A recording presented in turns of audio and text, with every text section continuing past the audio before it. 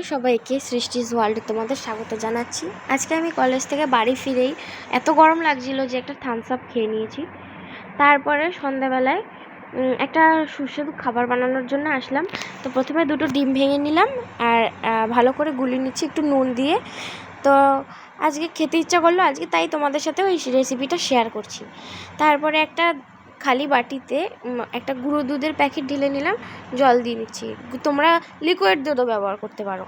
আমি ওই দুধটাকে ভালো করে গুলিয়ে নিয়ে তারপরে স্বাদ অনুযায়ী চিনি দিলাম, তোমরা যেমন মিষ্টি খেতে চাও তেমন দেবে। তারপরে দুধটাকে গুলে ওই ডিম ফেটানো ডিমটার মধ্যে দিয়ে দিলাম, দিয়ে একটু ভালো করে গুলে এমনভাবে গুলতে হবে যেন সব মিক্সড হয়ে যায়, কোনো না থাকে।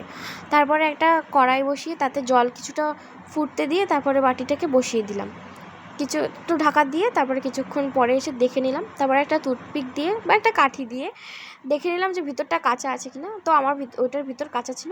তারপরে আবার পরে এসে একবার দেখলাম, তখন ঠিকঠাক হয়ে গেছে প্রায়, এখন ঠিকঠাক ছিল। তারপরে পরিবেশন করলাম, খেয়ে দেখলাম কেমন হয়েছে। খুব ভালোই হয়েছে, তোমরাও বানিয়ে খেতে পারো।